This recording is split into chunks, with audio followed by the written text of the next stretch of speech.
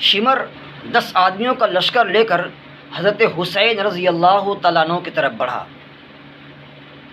حضرت حسین رضی اللہ تعالیٰ عنہ شدت پیاس اور اپنے زخموں کے باوجود ان کا ڈٹ کر کے مقابلہ کر رہے ہیں۔ جس طرف حضرت حسین رضی اللہ تعالیٰ عنہ اپنا رخ کرتے، اپنا چہرہ گھماتے، یہ بھاگتے نظر آتے تھے۔ اہل تاریخ نے کہا ہے کہ ایک بے نظیر واقعہ ہے کہ جس شخص کا خاندان، جس شخص کا اہل بیت اور جس شخص کے گھرانے والے اس کے سامنے یکے بعد دیگرے شہید کر دیے گئے ہوں، یکے بعد دیگرے قتل کر دیے گئے ہوں۔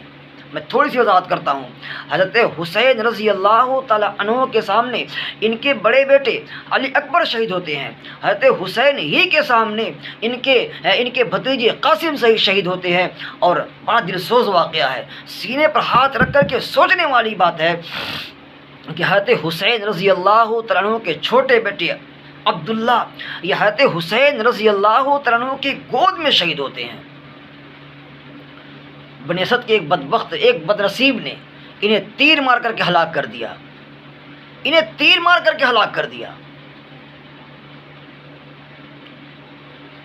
اس سب کے باوجود حضرت حسین رضی اللہ تعالیٰ عنہ کے زخم کے اوپر، حضرت حسین رضی اللہ تعالیٰ عنہ کے بدن کے اوپر بے انتہا زخم لگا ہوا ہے، اور پھر آگے پیاس کی شدت انتہا کو پہنچ چکی ہے۔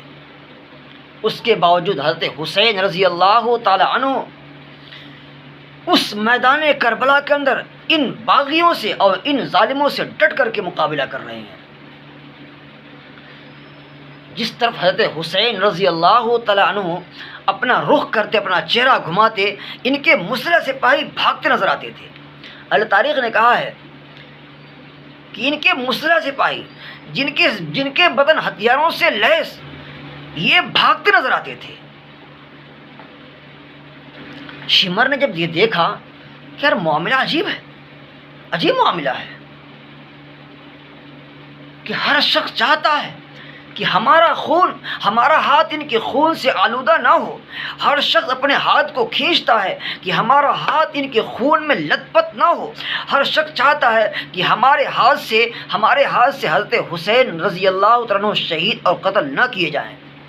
شمر نے دیکھا عجیب معاملہ ہے، یہ تو معاملہ عجیب ہے، تو معاملہ ہی الٹا ہو رہا ہے۔ اب شمر نے ایک ترکیب لگائی، کہا لوگوں اس طرح سے کام چلنے والا نہیں ہے، لوگوں اس طرح سے کام چلنے والا نہیں ہے، لوگوں سب مل کر کے ان کے اوپر ایک بھارگی حملہ کرو۔ شمر کے کہنے پر کچھ بدنصیب، بدبخت، بدقسمت آگے بڑھے اور حضرت حسین رضی اللہ تعالیٰ عنہ کے بدن مبارک پر ایک بھارگی نیزوں اور تلواروں سے حملہ کیا، اور چند ہی منٹوں کے اندر چمکتا دمکتا پھول سیدہ فاطمہ زہرا رضی اللہ تعالی عنہا کا نور نظر، لخت جگر، اور آپ کے نور نظر حضرت حسین رضی اللہ تعالیٰ عنہ چند ہی منٹوں کے اندر اس دار فانی سے دار بقا کی طرف روانہ ہو جاتے ہیں۔ یعنی وہ چمکتا دمکتا مہکتا پھول چند ہی منٹوں کے اندر مرجھا جاتا ہے، چند منٹوں کے اندر مرجھا جاتا ہے۔ میرے بھائیوں، یہ حضرت حسین رضی اللہ تعالیٰ عنہ ہیں جو حضور پاک صلی اللہ علیہ وسلم کے بدن مبارک کا ایک جز بھی ہیں، ایک ٹکڑا بھی ہیں۔ میں آپ کو ایک روایت سناتا ہوں، صرف مختصراً بات عرض کرتا ہوں۔ حضور پاک صلی اللہ علیہ وسلم کی چچی ام فضل حضرت عباس رضی اللہ تعالی عنہ کی زوجہ محترمہ یہ خواب دیکھتی ہیں کہ میں رات کو سوئی ہوئی ہیں، میں نے کیا خواب دیکھتی ہیں کہ حضور پاک صلی اللہ علیہ وسلم کے بدن کا ایک ٹکڑا، ایک حصہ کٹ کر کے اور میرے گود میں رکھ دیا گیا ہے، میرے گود میں آ گیا ہے۔ خواب نہایت ڈراؤنا، نہایت ہیبت ناک خواب۔ گھبرا کر کے نیند کھلتی ہے، اٹھتی ہیں، حضور پاک صلی اللہ علیہ وسلم کی خدمت میں حاضر ہوتی ہیں، عرض کرتے اللہ کے رسول، میں نے آج اتنا ہیبت ناک خواب دیکھا ہے، اتنا دردناک خواب دیکھا ہے، اس ڈھنگ کا خواب میں نے کبھی نہیں دیکھا، اتنا دردناک خواب دیکھا ہے۔ میں اس خواب کو آپ کے سامنے بیان کرنے سے عاجز ہوں، میں اس خواب کو نہیں بیان کر سکتی۔ حضور پاک صلی اللہ علیہ وسلم نے فرمایا چچی آپ خواب بیان کریں، تعبیر دینا میرا کام ہے، خواب کا بیان کرنا آپ کا کام ہے۔ میں رک کر کے ایک بات سمجھاتا ہوں۔ ہر کسی کو اپنا خواب بیان نہیں کرنا چاہیے، ہر کسی کو اپنا خواب کسی کے سامنے بیان نہیں کرنا چاہیے، اپنا خواب ہر کسی کے سامنے بیان نہیں کرنا چاہیے۔ جو معبر ہو، تعبیر صحیح معنوں میں دینے والا ہو، اس سے اپنے خواب کی تعبیر پوچھنی چاہیے، ہر کسی کے سامنے خواب بیان نہیں کرنا چاہیے۔ بعض دفعہ خواب کی تعبیر کچھ اور ہوتی ہے، اور معبر جو خواب بیان جو تعبیر دیتا ہے، اگر صحیح تعبیر معبر نہیں ہے، بس یوں ہی تعبیر دینا شروع کر دیتا ہے، تو خواب جس ڈھنگ سے اس کی تعبیر ہوتی ہے اسی طرح سے اس خواب کو اس کے موافق بنا دیا جاتا ہے۔ آپ نے تو سنا ہے نا کہ تقدیر دو قسم کی ہوتی ہے، ایک تقدیر معلق، ایک تقدیر مطلق۔ معلق تو یوں ہی ہے کہ دعاؤں کی وجہ سے یا اپنے نیک کام کی وجہ سے کبھی کبھی تقدیر ٹل جاتی ہے، اور مطلق جو ہے وہ تو ہمیشہ اسی طرح سے اٹل رہے گی۔ تو کبھی خواب آدمی یوں دیکھتا ہے تو اس خواب کے موافق تقدیر کا معاملہ اور فیصلہ ہو جاتا ہے۔ تو اس لیے خواب ہر کسی کے سامنے بیان نہیں کرنا چاہیے۔ خیر، فضل فرماتی ہے کہ اللہ کے رسول کے سامنے میں نے خواب بیان کیا، میں ڈرتے میں خواب بیان کر رہی ہوں، ڈرتے بیان کر رہی ہوں۔ جب انہوں نے خواب بیان کیا کہ اللہ کے رسول میں نے خواب دیکھا ہے کہ آپ کے بدن مبارک کا ایک ٹکڑا اور ایک حصہ میرے گود میں کاٹ کر کے رکھ دیا گیا ہے۔ حضور پاک صلی اللہ علیہ وسلم نے فرمایا فضل خواب بڑا عمدہ ہے، خواب کی تعبیر بڑی شاندار ہے، لیکن کچھ وقت کے لیے آپ اس خواب کو چھپائے رکھیں، کچھ وقت کے لیے آپ اس خواب کو مخفی رکھیں، اس کی تعبیر میں دوں گا۔ کچھ دنوں کے بعد حضرت سیدہ فاطمہ الزہرا رضی اللہ تعالی عنہا کے گھر حضرت حسین رضی اللہ تعالی عنہ کی پیدائش ہوتی ہے، اور حضرت حسین رضی اللہ تعالی عنہ کو فضل اپنے گود میں اٹھائے ہوئی ہیں، کھیلا رہی ہیں، حضور پاک صلی اللہ علیہ وسلم کی خدمت میں حاضر ہوتی ہیں۔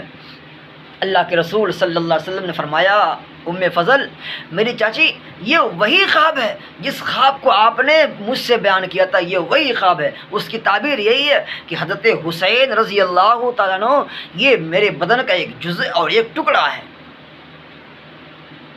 میرے بدن کا ایک ٹکڑا اور ایک جزء ہے۔ حضرت فضل رضی اللہ تعالیٰ عنہ کی عنہا کی پرورش میں حضرت حسین رضی اللہ تعالیٰ عنہ کافی دن تک رہے ہیں۔ خیر،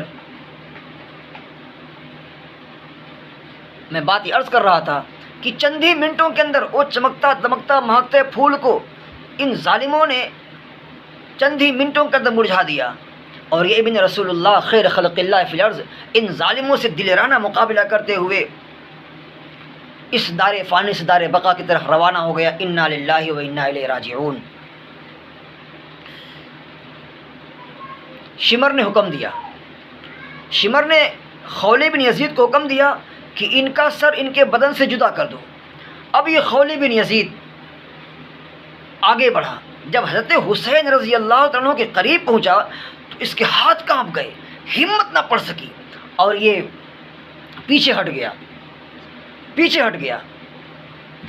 اس کے بعد شمر نے حکم دیا سنان بن انس کو، اور یہ وہ بدنصیب بدقسمت اس کام کو اس بدقسمت نے انجام دیا ہے کہ حضرت حسین رضی اللہ تعالی عنہ کے سر مبارک کو بدن مبارک سے جدا کیا ہے۔ یہ وہ بدقسمت اور بد شخص اور بد لعین قسم کا آدمی ہے، یہ جس نے حضرت حسین کے سر مبارک کو جسم مبارک سے جدا کیا ہے۔ پھر اگر یہیں تک بات رک جاتی تو ایک حد تک یہ بات ہوتی ہے، لیکن بات یہیں تک نہیں رکتی ہے، اس سے بھی آگے معاملہ بڑھتا ہے۔ ابن زیاد کا حکم تھا کہ حضرت حسین رضی اللہ تعالیٰ عنہ کے سر مبارک کو تن مبارک سے جدا کرنا، اور اس کے بعد ان کے بدن مبارک کو گھوڑوں کے ٹاپوں سے رودنا، ان کے بدن مبارک کو گھوڑوں کے ٹاپوں سے رودنا۔ عمر بن سعد نے یہ کام انجام دیا کہ چند گھڑ سواروں کو لیا اور حضرت امام حسین رضی اللہ تعالیٰ عنہ کے بدن مبارک پر گھوڑوں کے ٹاپوں سے رودوایا۔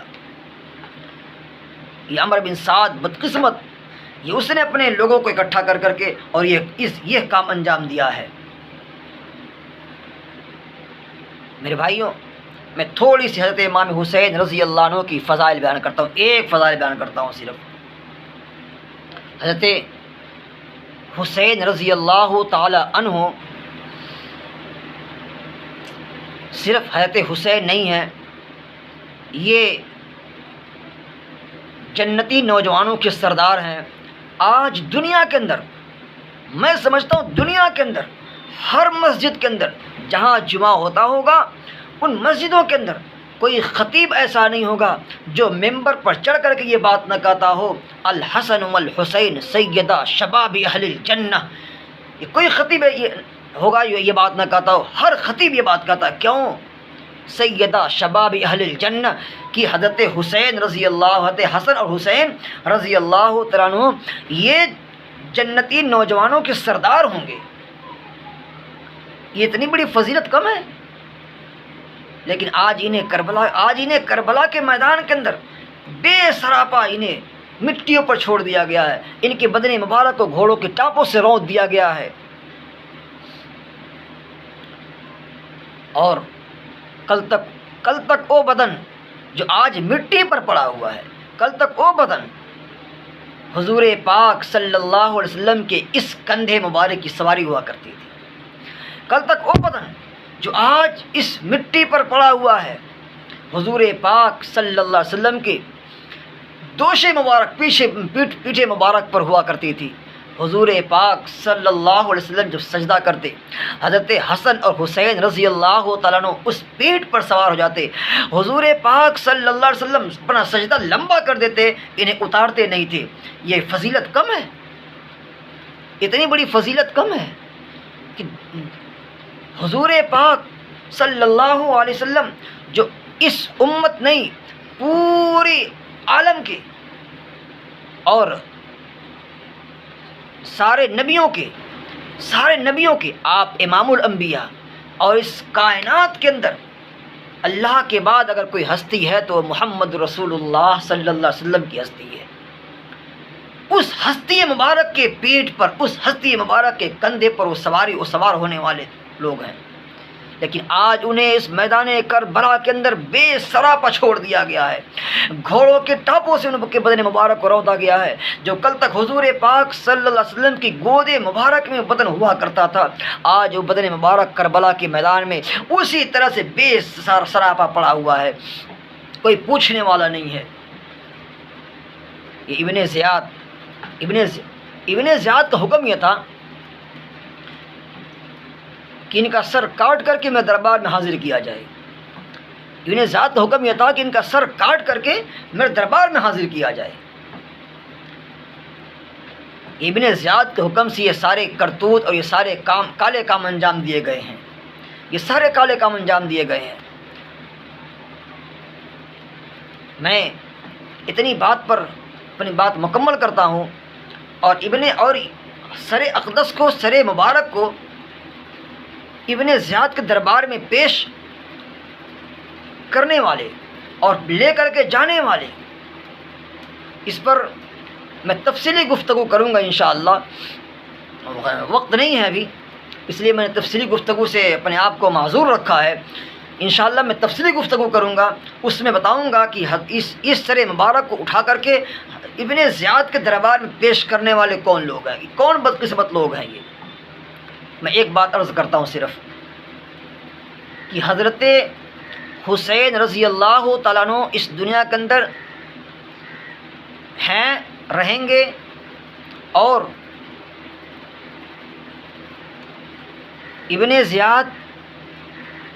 زیاد یہ پہلے تھا پھر ختم ہو گیا، لیکن حضرت حسین ہیں اور رہیں گے، اور جو شخص ہمیشہ رہے اس کے ساتھ ہم رہیں گے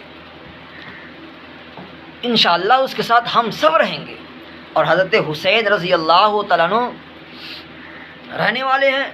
اور کچھ لوگ کہتے ہیں کہ یزید بھی ٹھیک تھا، کچھ لوگ کہتے ہیں یزید بھی ٹھیک تھا۔